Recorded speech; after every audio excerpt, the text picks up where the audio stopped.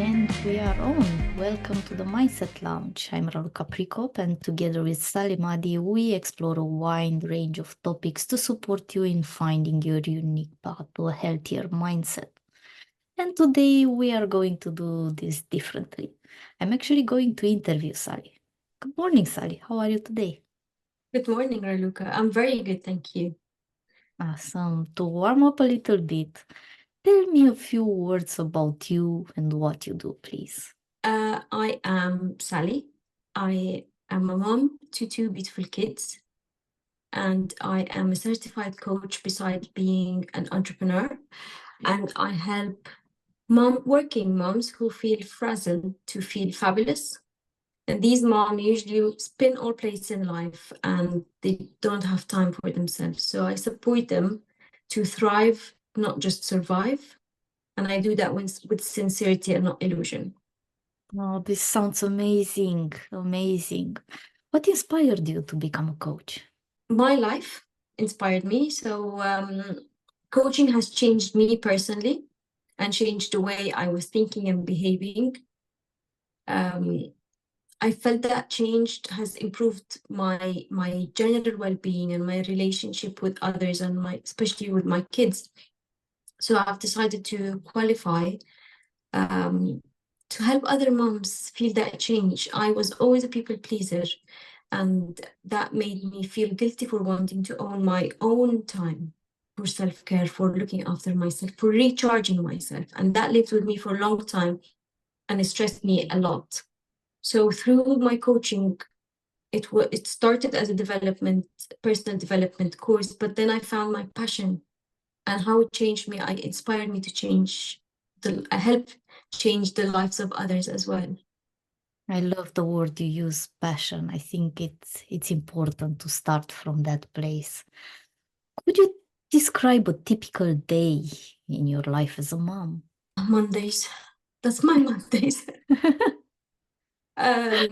Walk the kids to school, breakfast, obviously, to everyone, lunches, packed lunch, and then we walk the kids to school, run back, start my time, as in my work, my planning meal times when I'm going to cook.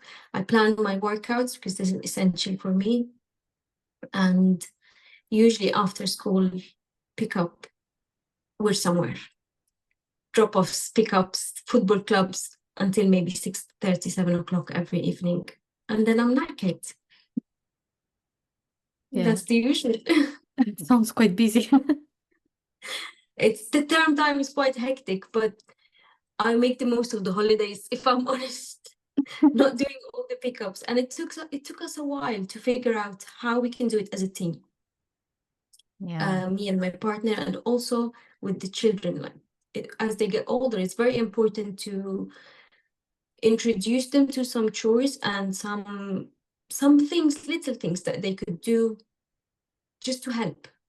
Yeah, that's vital, I would say. I relate to Yeah. that. I did the same. It really takes a village. It's not a one-man job. It does take a village, and it's okay. There is no shame in that. Yeah, definitely. Absolutely. How do you balance your role as a coach with being a mom? Scheduling has become my favorite and best friends. I put everything in the diary now, in my personal diary, as well as I have a shared calendar with my husband, with pickups, with any events that we both need to be informed of. I just use the app, the shared calendar now, and it helps a lot for the avoid conflicts, avoid missing on events, and it is just phenomenal. And everything on my diary is the priority that needs to be done on the day. Some things are, I wouldn't say habitual, but they have to be done anyway, as in like cooking, cleaning, go shopping, etc. I don't put these because I time them around my priorities that I'm scheduling, and that's been working. Sounds pretty clear. Because Pretty once you know your straightforward. priority, yeah, once you have these tackled, you will feel so motivated that, okay, I've done the big chunk, let's move on. Eat the frog. Exactly, eat the frog. We can talk about that another time. I would like to dig a bit into you. And I was wondering if you can share a personal story about the challenge you faced as a mom and how you overcome it. It would probably be the same one I mentioned about being a people pleaser, because it did affect my well-being massively. And it was, now I'm not saying I'm not completely a people pleaser, but now I'm more aware of my needs and my boundaries. But a challenge was, I wanted to be a super mama, do everything myself, not asking for help. First, because I didn't want to burden anyone, and second, because I just wanted to be a super mom and help everyone and put everyone needs first. But then I felt that I was really, really drained and overwhelmed from not filling my own cup first. And I could tell this, my body is really good at giving me signs. So it's either tummy pain or grind my teeth more, or I get ulcers. Our bodies are really clever and will tell you when something is happening and you need to stop. So what I've done was, I thought, what if I could do things differently? What will happen? And I've started prioritizing time for me, scheduling, but also sharing that with others. My immediate family and my friends, like, sorry, I'm busy that day, I can't help. Maybe I could help another day, blah, blah, blah. And that takes away the burden and avoid conflicts. So that was a real challenge, is being from people pleasing, which really affected me massively, to balancing myself and disciplining myself. That's a very interesting word. That's a very Mm. interesting word.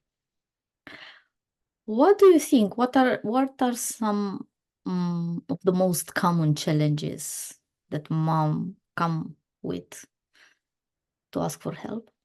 I would say number one is, I don't find time, or I don't have enough time, something around time. I feel like failure. That's a common one. I feel guilty for wanting to own some time for myself. Another one of the moms wanted just to own some uninterrupted time. And that reminded me, how many times are you in the bathroom, in the toilet, just on your own, the door is closed, and there's no privacy whatsoever? And that sometimes honestly leaves you frustrated, and it's just so annoying that you feel it takes away your dignity. Like, this is my space, this is my privacy. Yeah, so we could work around anything, really. Uninterrupted time means many things to everyone, and lack of confidence. We tackle that a lot.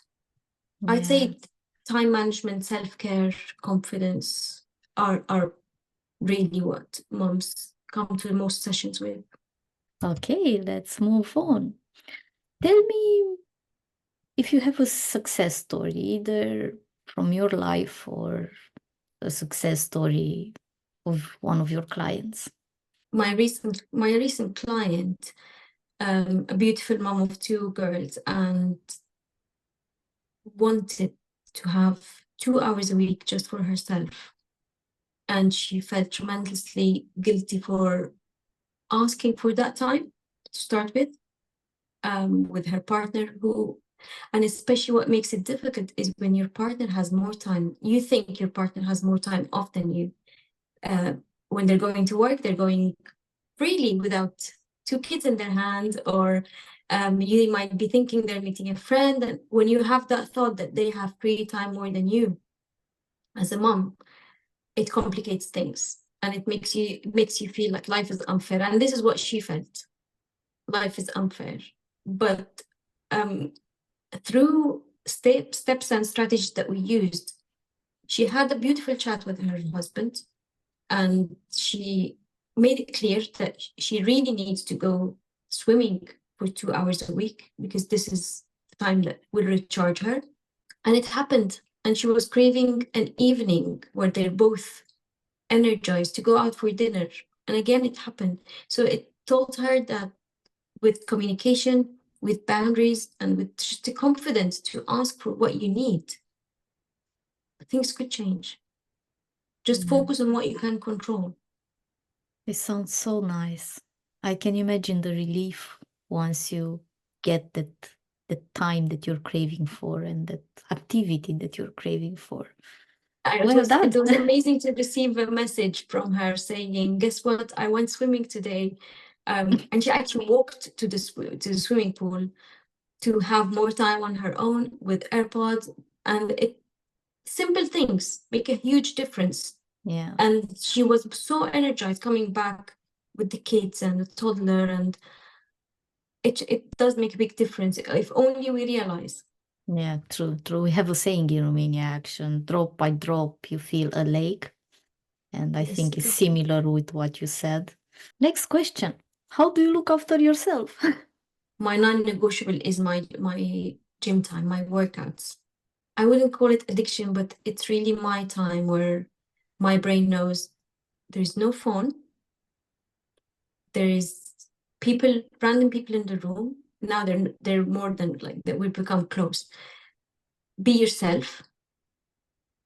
No competition. It's all about you here. You're being looked after. You're going to feel amazing afterwards. And afterwards, I grab my coffee and I crack on. And this time, this is not on my diary, but it's always in my brain diary. I schedule everything around that time. Obviously, a few days, if there is something that urgency at work or with kids and I don't go, it's not the end of the world. Now I've come with to peace with that. It was in the past I used to get very frustrated because this is my time, but now I find other ways. Maybe just a quick walk around the park or lay in bed with an AirPod for 5-10 minutes just to listen to some music, anything that gives me that satisfaction that you didn't miss out. You can still do it, but on a smaller scale today. I can say that I love the words you use. They say a lot about you. And to help our audience to get to know you better, tell me, what are some of your hobbies or interests outside of coaching, being a mom? I love being out in nature. I love my walks. I love exploring new paths, hike paths. Just love being around green and by next to the sea. A seafront walk is it could be any like the highlight of my weekend. I love going to theaters. I love that kind of art, theaters, musicals, sometimes comedy nights, cinema. And I love playing board games with the kids. What's one tip you swear by? Focus on what you can control, not what you can't control. And this has changed everything. Because even now, I can't control what you're going to ask me, for instance, on the very simple scale, but I can control my answer. I can't control how your behavior is, but I can control my reaction. And once we know that, it just dissolves any conflicts or any overthinking in our brain. Or you know, when you go back home and you start repeating the scenarios that happened today, and you can't, that this is just a waste of energy and brain capacity. So focus on what you can control. Good point. I just want to highlight as well that the transformation doesn't happen in a day. It takes years, but it takes awareness first. Exactly. So if you're aware of what's going on, there is an issue here that you want to solve. Once you know that, you will automatically find your, let's call it, green path towards that change, the path that will take you one step at a time. But if you're not aware of anything, then how can change happen? How can growth happen? That's a very, very good question. That's a very, very good question. You've told us a lot today.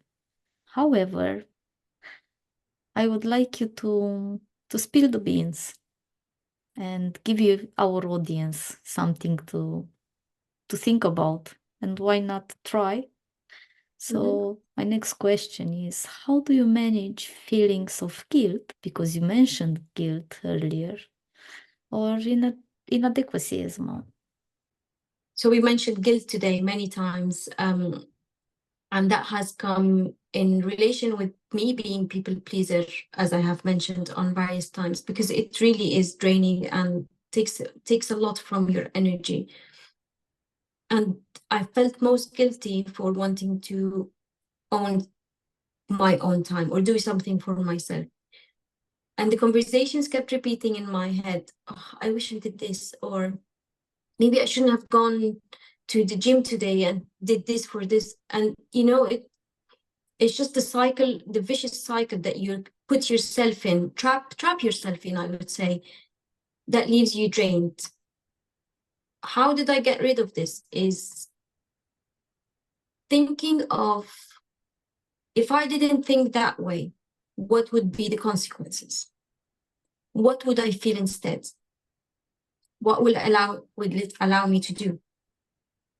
And once I could visualize that and I felt it in my body, it gave me the first push of, then you own it. Like, go and push yourself and don't feel guilty, because you've done something for you. You've done something to recharge you. For others, there's this saying that put your own oxygen mask first before helping others, which we all hear on planes. And it's actually true. If you don't save yourself, how would you save others? So when you feel guilty, just ask yourself, that guilt is giving me what feeling of what? Okay, what would I want to feel instead?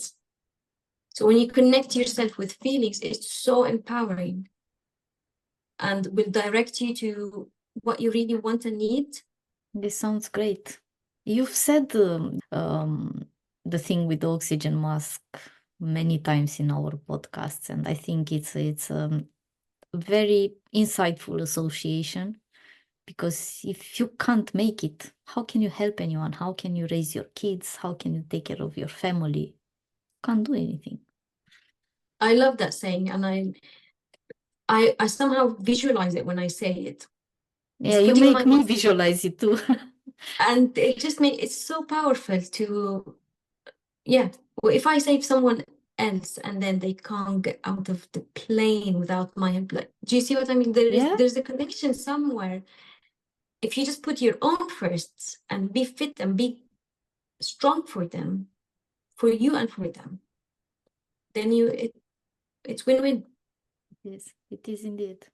And because women are or have the capacity to juggle with many things, and many times they end up drained. You mentioned you're also an entrepreneur. I know you're a working mom.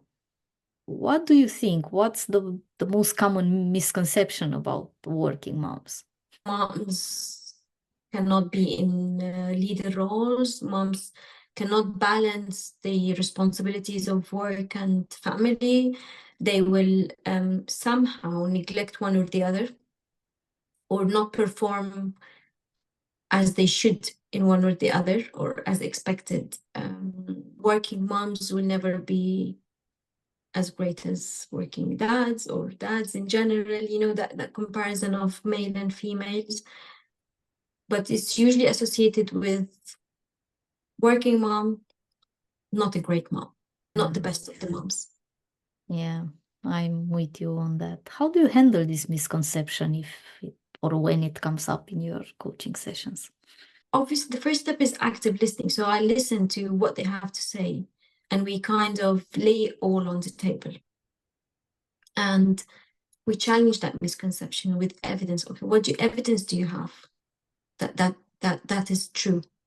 We look at the client's strength, try to bring back strength from past experiences, and motivate and empower the working mom with them, to just to remind her You're not that misconception. You've been doing this instead, but you just weren't aware of it. And an important part is reframing our self-talk. The way we talk to ourselves, like society talks, how do you talk to yourself? Reframing that talk is crucial for going wherever you want, like achieving the goals you want. As a working mom and as any other person. And then we develop like a strategy for time care, self-care, and time management tools and techniques we use. And we could, if there is a lack of confidence, still we could challenge that a little bit as well. And most importantly, we celebrate at the end, celebrate the success and the change that had happened. It doesn't necessarily be something tangible, but change could be something you feel, another level of awareness that you've achieved. Yeah, this is how we do it. Awesome. Well, as a mom and mindset strategist, I can say with all my heart that you've given a lot of value in today's interview. And just as we wrap up, I would like you to give a piece of advice or something that helped you in your journey, with the risk of repeating yourself, to emphasize one piece of something that made a huge difference for you and that can help also other moms. I would highlight that being a working mom is a great job. Being a mom on its own is a huge, challenging job. On top of it, to be working, it's extra challenging. So you're doing amazing. Anyone out there is doing amazing job. Love yourself first.